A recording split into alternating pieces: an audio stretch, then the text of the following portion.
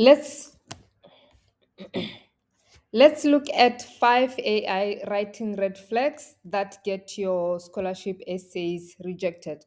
These are the red flags that indicate to the scholarship reviewers or the scholarship committee that you have used AI without editing your essay. So I'll explain those red flags, and this is part one. There will be part two and part three. In total, I'll show you red flags that indicate that you have used AI in your scholarship essays without editing. Before we go into the red flags, be sure to book a review of your scholarship essays before you submit.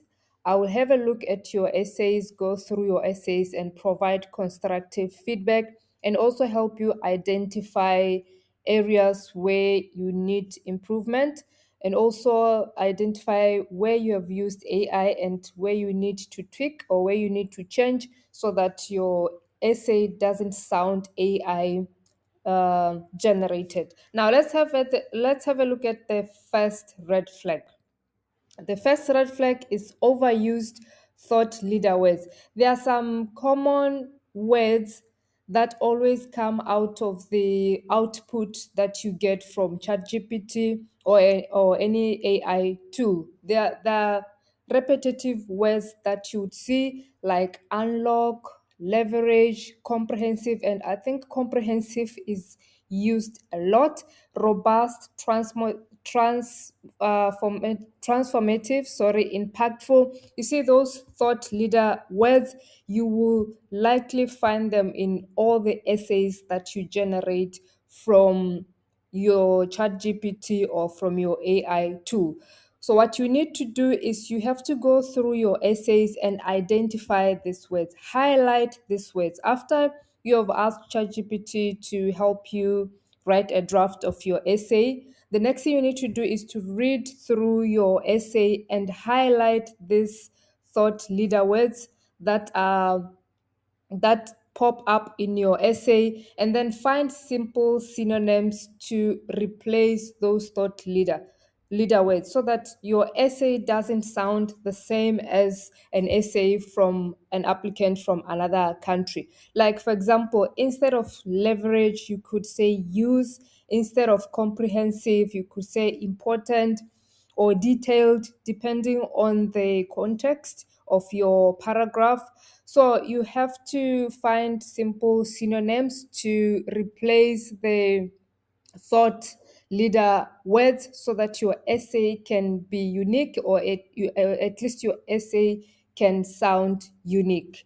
And then the second red flag is vague confidence without evidence. Oftentimes, when you generate responses from ChatGPT, it will give you this confidence without evidence. So when you read through your essay or the response that you generated from your AI tool, you have to ask yourself, does this sound like me? If it sounds like somebody else or it sounds too big for you, then you probably have to trim it down. You probably have to edit the paragraph. Like, for example, this experience significantly strengthened my leadership and problem solving skills.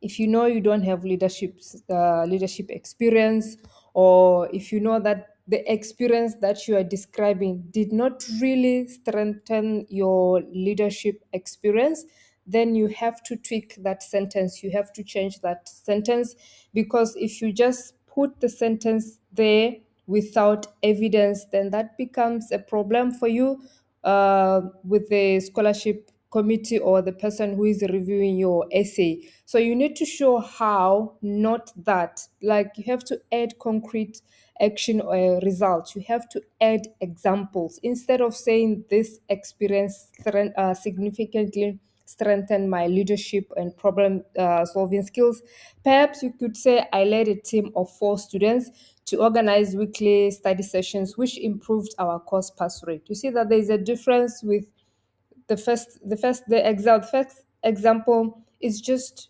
vague. There is no evidence. But in the second one, under the green flag, it shows evidence. You are showing what you did and the result that came from that action. The third red flag is overly polished sentences. Outputs from ChatGPT are always perfect, like they're overly polished. The English is overly polished. So if you know that you don't sound like that, then you have to edit your essay so that it can sound like you. For example, I am deeply passionate about academic excellence and committed to fostering global development through education. Okay, you have to break it down. You have to break down that sentence. It just sounds too polished. You have to break it down and make it make sense to the person who is reading your essay. Let it sound slightly imperfect. It should not sound too perfect, like you are this perfect candidate. For example, you could say, I care about academic growth. I also want to use education to contribute to development in my community. That is how you would rephrase the perfect sentence to make it sound imperfect, sound more human or more personal. It should show your personal touch to it. And then the fourth one is generic opening paragraphs. Like I've mentioned in my previous video, if you're applying for the same field with somebody else from another country and then they ask ChatGPT to generate responses from them, chances are that you are going to get the same opening paragraphs. You are going to get the same sentences, similar sentences. They might not be like exactly the same, but they may be similar or generic. Like for example, oftentimes when I review essays, I see, from a young age I've always been fascinated by education and its power to change lives. This is old. This has been overused. Find something else. Find a different approach to your opening paragraph. This is overused. This is used by a lot of applicants, so you have to change it. You could add that at a later stage in your essay or your essay responses, but begin with something more specific, a decision or a challenge. You have to change the narrative so that it doesn't sound generic. Like, for example, in my second year of university, I nearly dropped out due to financial pressure. So you see that it's slightly different from a young age. I've always been fascinated. Everyone is always fascinated by education. So you have to have a different angle or a different approach to your opening paragraph. And then the last red flag is over explaining obvious concepts. Like, for example, education plays a critical role in national development by equipping individuals with the knowledge and skills necessary to contribute meaningful to society. This sounds like a lecture. The scholarship committee already know this. They are expert in the field. They are reviewing your scholarship essay, so they don't need a lecture from you. They don't need you to teach them about education and what it does. They already know. The interest here is about you, your experiences, your academic and professional development, your extracurricular activities, your leadership experience, your community development experience. They're not really interested in you explaining obvious concepts to them or things that they probably already know, but you should focus on giving context about your own experience. For example, growing up in a rural area with limited access to higher education shaped my interest in education policy. So you see that you are not you are not teaching them about education and what it does, but you are sharing about your experience in a rural area and how it shaped your interest in education policy. That is the first 5 red flags. In the next video, I'll explain 5 more.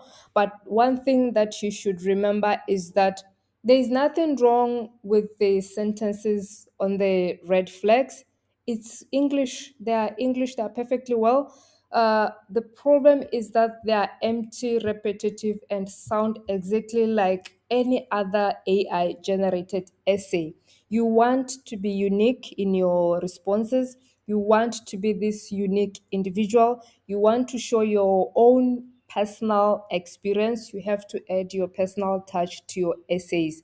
That is where the issue is, to taking information as it is from ChatGPT and plugging it into your application as your response to the questions that are asked or to the scholarship essay. That is the problem. So you have to change the sentences, you have to change the narrative so that the essay can sound more like you. So look out for the next video where I'll be explaining 5 more red flags that gets your essay, scholarship essays rejected.